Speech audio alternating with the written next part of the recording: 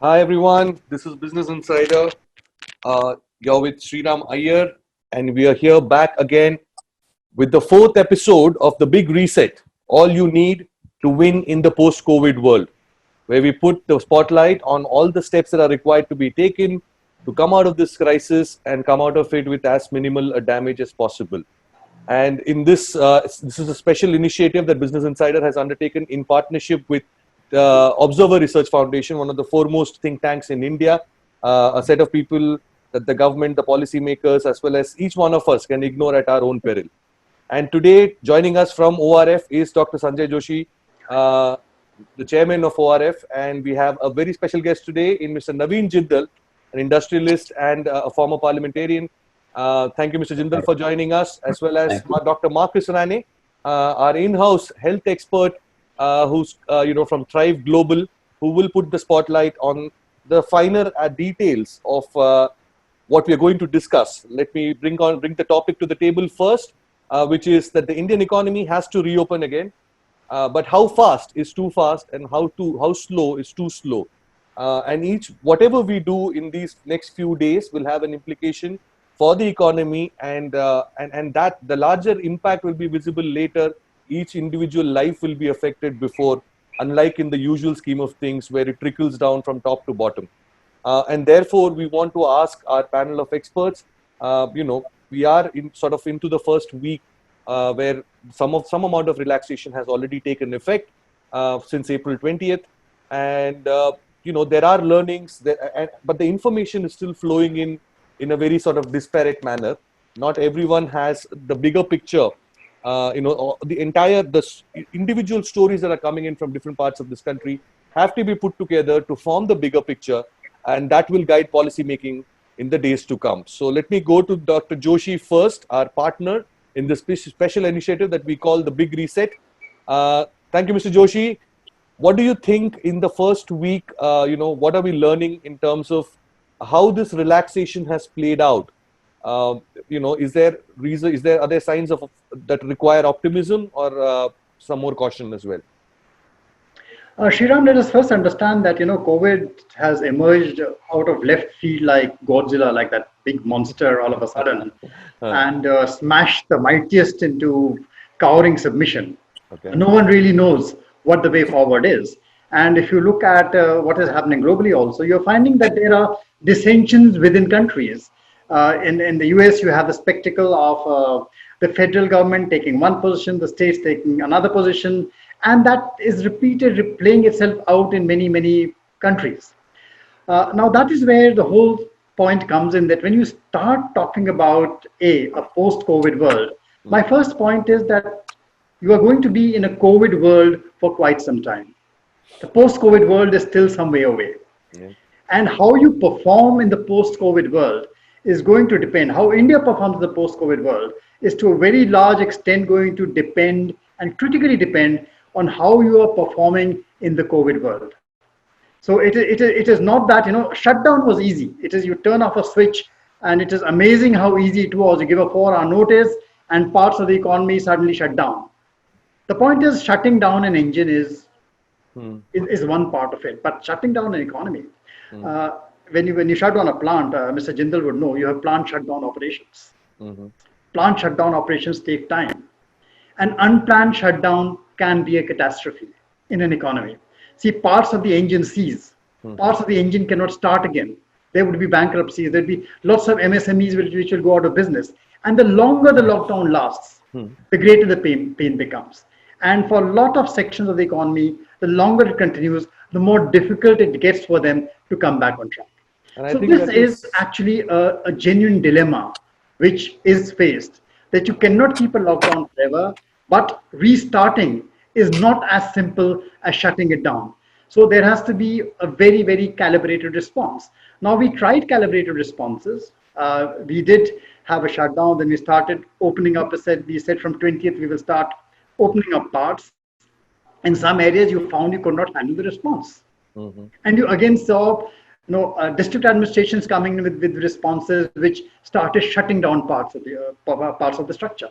Now, there needs to be far greater coordination, far greater management in this. As I said, how you manage this is going to be critical. What happens to you in the post-COVID world? So managing the COVID phase is going to be critical. How you're going to emerge out of it. Now we can discuss this in greater detail. And for you, this transition period from the COVID world into the non-COVID world, and I want it to be as quick as a response as possible. How long is that period? 6 months, 1 year, or longer? The jury is still out on that. Okay. Now, there are, everyone's talking about various kinds of recovery, whether it is a V-shaped recovery, after 1 quarter or 6 months, everything bounces back to normal. I don't think that is likely. In my view, that is not likely. Okay. Or you could have a second resurgence, possibly in fall, and the virus would be around to stay. The point is, the moment you start releasing lockdowns, and releasing a lockdown is a calculated risk. That risk will have to be taken. And that risk is not an easy risk to take. You would possibly see a spurt in cases. Point is, how does your health system then, is it ready? Have you during the lockdown prepared yourself sufficiently, A, by way of enhanced testing, to quickly contain areas where there could be a resurgence and effectively contain them so that all parts of the economy are not affected. Everyone is not affected. You see, your revival from now on, please understand one thing, is going to be a segmented revival. The entire economy is not going to open out. Parts of the economy will open out. It will not just be segmented by industry or by supply chains. It is also going to be segmented geographically. You will have reimposition of containment, quarantine regulations in certain other parts of cities, in certain other parts of districts or states, which again is going to disrupt supply chains. So there is going to be a lot of uncertainty in the days ahead. And managing that uncertainty is really going to require a lot of coordination, very, very clear communication between different hierarchies of the government, between the federal government, between the state governments, between the state governments and the district governments. That is going to be a difficult act. And we are seeing that it is going to be a difficult act. Yes, so let me take that point to Mr. Jindal. In fact, what Mr. Joshi is sort of alluding to is what the statement that Anthony Fauci in the US also has made, part of the Trump administration. The lead physician there, he said that this is likely to come back. There's likely to be a second wave of coronavirus infections and subsequent deaths, etc. The unfortunate sequence of events that's likely to play out this year again. So, Mr. Jindal, how prepared are you for this? And do you still believe that, given the fact that there is going to be a second wave, let us assume that it's likely to happen, because we can never be, it's better to be safe than sorry. Still, do you hold that the Indian economy must be reopened in a hurry? And of course, that also means that, I'm sure you would agree that the reopening will come with its own safety measures that the government takes, as well as the ones that you will also have to take in the capacity as an industrialist. Okay, Sriram, Dr. Joshi articulated all the issues really well. So I would just like to add that, we all have to learn to work with this situation. Say today also, just to give you an example, your own homes, our own homes, they are a small unit, right? Our homes are functioning. The kitchen in the house is functioning. We're cleaning the house. We are washing the clothes. So house is a very small unit. Then there are hospitals, whether it's All India Institute or whether it's Ram Manohar Lohia Hospital, hospitals that are also treating the COVID patients, they are also functioning, right? That's the worst example. That's the most challenging example that can be there. Then, luckily for us, say I'm talking about steel plants in Odisha, Chhattisgarh, Jharkhand. So by God's grace, those regions have not been impacted badly because of this COVID-19. So luckily for us, it's fine. And also, I guess we are also working in, it's much hotter over there. And so I feel that, and also a lot of people in the large steel plants or power plants, we have our own townships. The whole plant and the townships are one large campus. So we obviously are taking all the necessary precautions for safety of all the workers there. We're trying to maintain physical distances while working, while interacting with each other. Everyone is wearing a mask. So I feel we have to learn. I hope that in the near future, we find a cure, we find a vaccine for this virus, and we can all get that vaccine. Then we can forget about this. But till then, so we have to learn to work with these conditions prevailing, learn to take all the And I think, Mr. precautions Jindal, I and think keep this is working. also, just to, sorry to interrupt there, I think this is not just for now. I think in the years to come, some of these mechanisms that you're going to put up in place for this coronavirus period is going to last much longer in the years to come, because this may be an opportunity to put in place systems and practices like, employee insurance, or working hours, social distancing, the kind of things that, and I'm not talking about you particularly, a kind of thing that the corporate India would have brushed aside as a socialistic advice a year ago. They have really no choice but to embrace them in the post COVID world.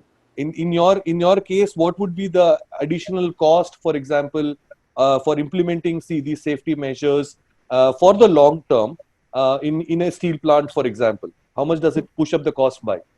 I think the cost impact is negligible. Okay. These things do not cost very much. It's more of a behavioral aspect. Mm-hmm. Like whether it's sanitation, whether it's housekeeping, whether it's keeping.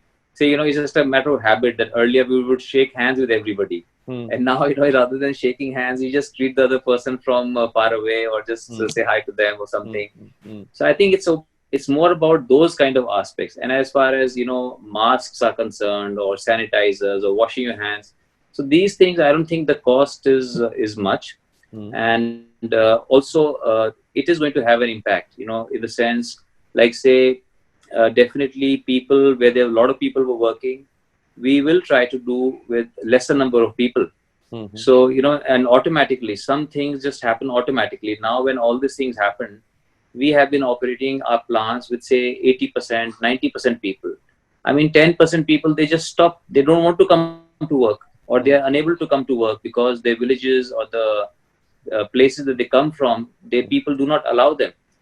And then if you talk about cities also, I mean, we have learned to work. I have never stayed in my house for so long, never ever stayed in my house for so long. So now when we stay in our homes and work, we see that productivity, whether we are interacting with our suppliers or customers or our own team, we feel actually we don't use, we so many times just insist on a physical meeting, on a personal meeting, but actually a lot of times it can be avoided. So which actually cuts down your costs, cuts down your travel time, cuts down your effort. So a lot of, I think, we have to we have to see the silver lining in this, in this dark cloud. And I'm sure, and we are all learning a lot from this to in these situations how to remain productive. Kind of fast tracked us into the digital way of working for each one of us, I think, in every sector. And I want to come back to the question of employment and that, because that is probably the biggest part of the puzzle. But before that, I want to go to Marcus, Dr. Marcus Rane from Thrive Global. Marcus, the most important determining factor in how soon you can open up is essentially the health aspect. I mean, this is something where health and the data that is coming out on that front is the guiding principle and the criteria for opening up the economy or any other decision that we take in the next few weeks and days. What is the data showing right now? How effective has the lockdown been in curbing the spread of this infection? And the effectiveness, is it just something which is a mirage, or is it a real fact that India has kept the infections to the minimal, as people tend to believe? Sure. Thank you, Shriram. So let me start with the good news. So the number of cases that we currently have in India are just north of 21,000. And we've had around 650 deaths from that overall. The modeling which was provided by the government a few days ago has given the indication that had the lockdown not started when it did, then that caseload number could easily have been up to 150 times the particular number it is now. And we've certainly seen that in terms of the trajectory of the doubling rate. It was around 3 days, every 3 days when it started. Now it's just about 10, 11 days in that region. And if you compare to Italy, for the same number of days from lockdown, they were roughly 1,000 cases, 1,000 times more than where we're at today. So we got to congratulate the government for their early action, their very decisive action, and putting in as Joy was saying, bringing that switch off very early on. But As I've mentioned previously on your show, and other political commentators have mentioned as well, there has been an asynchronicity in terms of the economic arm and the public health arm as well. And probably some of that has contributed to a little bit of the chaos that we have seen in India. Now, from what we understand in terms of the loosening, the model that India is looking at is a precision model where we identify the hotspots. So 3 colors have been identified: green, amber, and red. And you lock down the reds and you slowly start opening up the rest. We need to ensure that we protect rural India. So far, rural India has been spared significantly from the disease burden. And we need to ensure, therefore, that those that are present there are being provided with the right attention, both in terms of health, but also in terms of economic and other supportive measures as well. And then finally, of course, within the large metros, it's the urban slums that we need to have a lot of focus on. Now, I've seen policy reports that have come out that are talking about herd immunity being possibly reached in India by winter. A lot of commentators, particularly globally, have spoken about the efficacy of hydroxychloroquine, remdesivir, antiretrovirals, etc. But let me just say this. HIV as a disease, we have known and have begun to understand over the last few decades. Tuberculosis, we have known and understood over the last few centuries. Malaria, we've actually known about for a millennium. Novel coronavirus, which is the infectious agent behind COVID-19, is only 4.5 months old that we know of. So all the answers that we're trying to question, we don't even know if we're asking the right types of questions yet. Already we're seeing some case reports come out of China and other parts of APAC where patients who had tested positively previously and been treated and cured are now retesting positive again. So we know what the seroconversion journey of our immune system is. Marcus, it's not just South Korea, it's also Singapore. We all lauded Singapore for the kind of efforts that they took, but it just turned out to be too soon to be calling a victory. Absolutely, and they've now gone into lockdown till at least June the 1st. So whilst there are roughly 70 to 100 candidate vaccines out there which are currently going through testing, the reasonable expectation is at least 12 to 18 months. It is very reasonable to expect there to be a second surge. Yesterday, I was watching Dr. David Nabarro, who's the special envoy of the WHO to COVID-19, and he was talking about third surge, fourth surge, fifth surge possibly. And he ended actually with a very good comment. He said, we need to stop thinking in days and weeks and start to accept that the post-COVID or the new normal that we talk about is going to be months to years in duration. Yeah. So it's probably going to, it's starting to sound like this is another diabetes, HIV or whatever.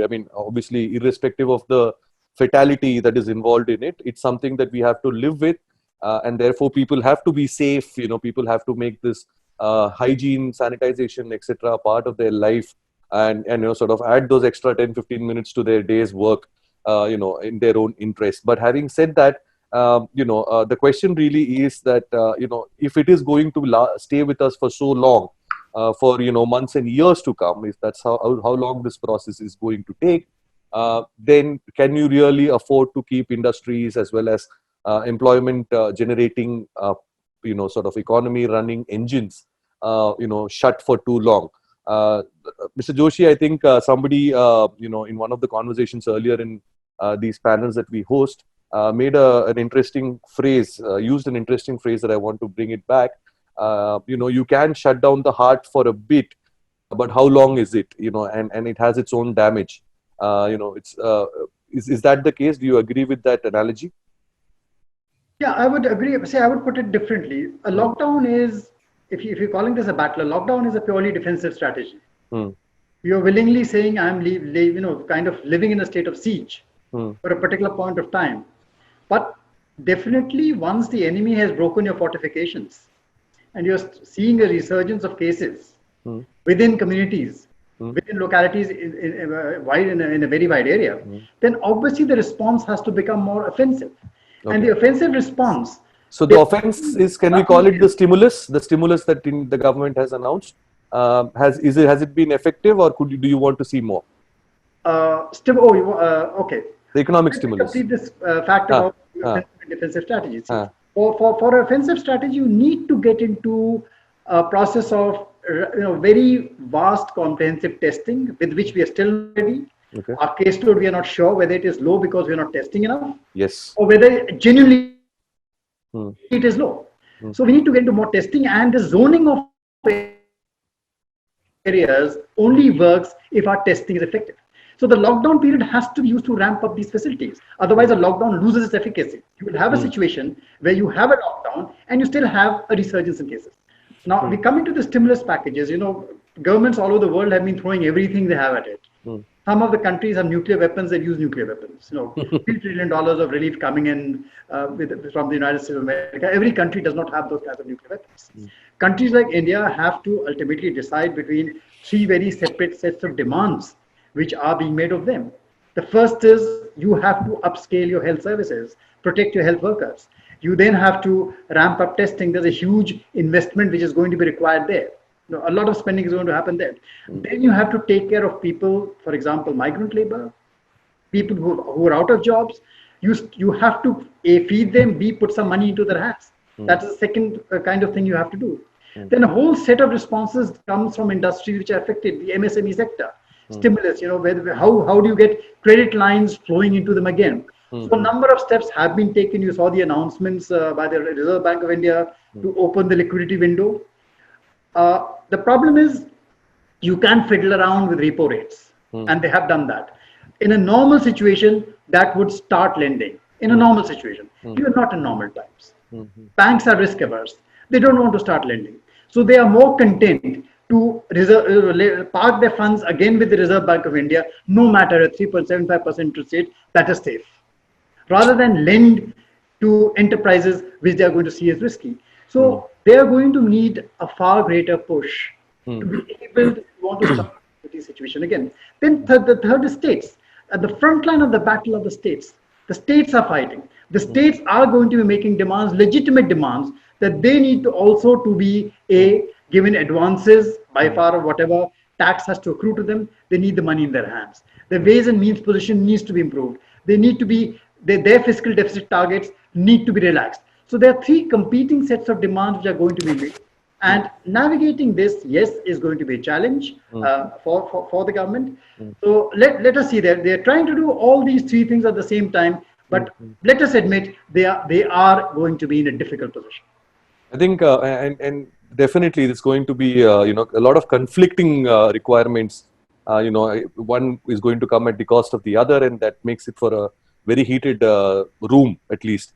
Mr. Jindal, I think one of the points that he made about banks lending, not wanting to lend, I think it's essentially right now, the situation is such that everyone is kind of trying to defend what they have and not lose more in the process of trying to be a little more ambitious. But I think it is important to start sort of highlighting sectors, like everybody's been highlighting sectors that may not survive this crisis and probably companies that will die out in the process. But there are also sectors like yours, which was struggling before coronavirus because of cheap imports from China, Korea, Japan. And I think that is not going to be the case after once the dust settles. There is not going to be enough production there. There's not going to be enough imports. And I think steel making is one of those businesses that's probably going to be a slightly better area to invest in the months and years to come. Yeah, I definitely feel so. And right now, I mean, we are right now, obviously, we are exporting 80% of the steel that we are producing. And majority of that, it's quite ironic that majority of that is going to China. Okay. So we all the time we say that China has been dumping steel into India, but actually right now we are able to export to China. Obviously, and this is after you. This is you mean after January or what is no, this after March. After March. Okay. Yes. Okay. Obviously, otherwise the domestic market is in 90% of the cases is better to sell. You get better price realization in the domestic market. But right now, because there is hardly any domestic market, there was hardly any domestic market. So we had to focus on exports. Okay. But now we are hoping that now with this opening up slowly, because steel also then monsoons come. So people, if somebody was building their house or certain projects, so before monsoons, people like to complete a lot of their civil construction. Mm-hmm. So we hope that these kind of constructions will start. Mm. And if you are working in a campus, may that be a university or a factory or an airport Mm. or some highway, and you keep the workers, and that's what the government, the state governments, and the central government guidelines also say that. So I think if we follow all those precautions, I'm sure we will be able to, and then obviously there would So be what people. has been the capacity utilization in the last 2 months? The last 2 months, we've been able to work at around 75 to 80% capacity utilization And in all of that in is, steel plants, huh, but the power plants are very low. Power plants, I would say, is around 40 to 50%. okay. So power plant, because suddenly the power demand has also gone down. Mm-hmm. So, but then also I must say at this time, all the, whether it's the state government or the central government, they're all very forthcoming. They're all trying to help the industry.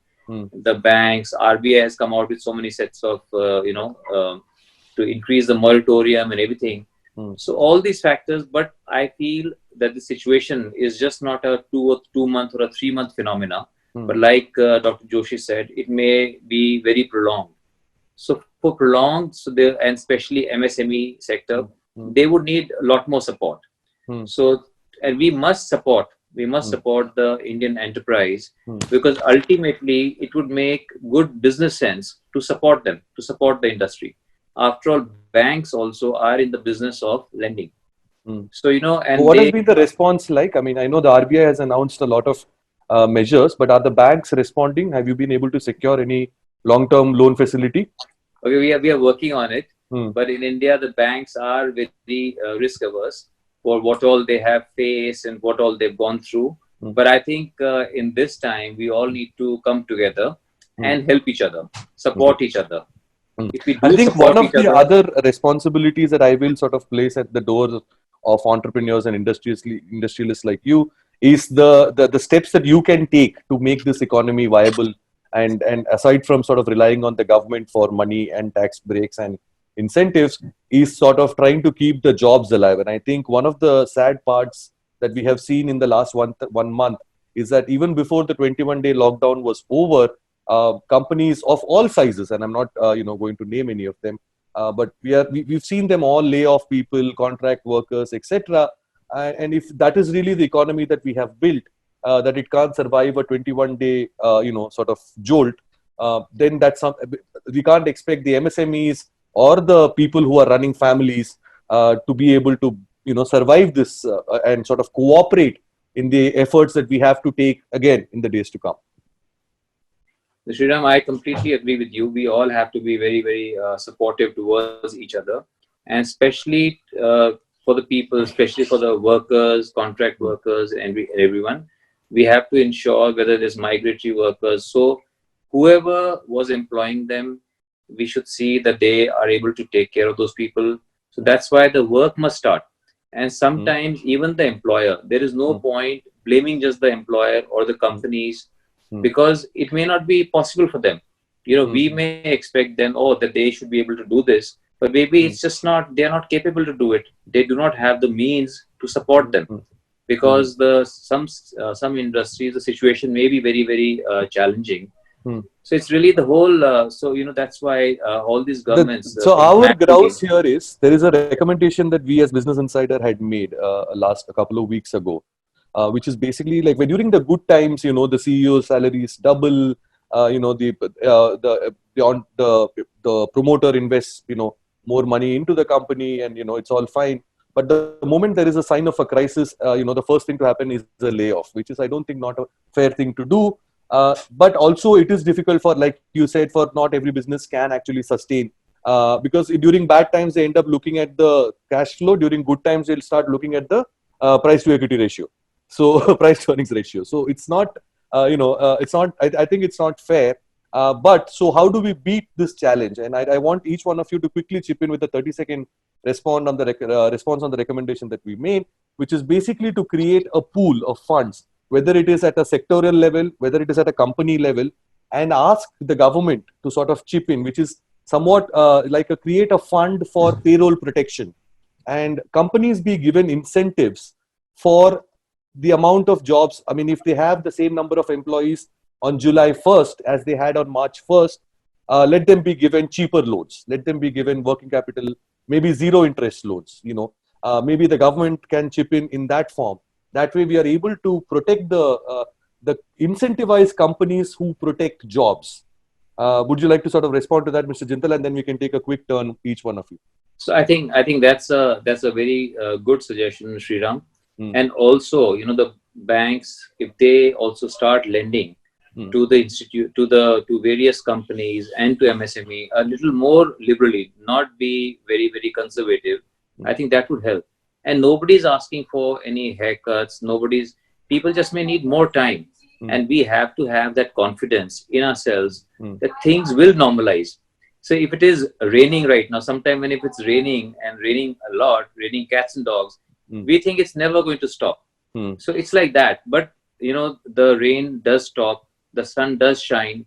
So this thing also, this COVID-19 also is not going to last forever. So it depends with the way we are all working with the cooperative endeavor and Government of India taking the lead, state governments working. So if we all work together, I'm sure we are going to be able to overcome this. And we shall overcome these challenges. And again, so I think we just need to work systematically, have confidence, keep on helping each other, and we will overcome. Mr. Joshi, do you want to come in on that payroll protection fund? Your suggestion is good, but it's a suggestion which only works for the formal sector. Always remember that in India, 80% of employment, or even more than that, some say just 90% of employment is actually in the informal sector. Now, in the informal sector, many of these schemes cannot operate. So there you will require very, very different sets of proposals. You might even eventually have to think in terms of a Manrega kind of scheme, which operates for other areas, including urban areas. So one of the thoughts there was that, instead of expecting the government to be able to take the stimulus to the last individual, if there is an industry body, for example, like a CM in automobiles, where the channel partners and the dealers and the distributors are struggling, the fund is created at the sectoral level, and they ensure that it's passed on to the right people, as opposed to sort of decentralize the stimulus and make sure that it works. I think in some form like that.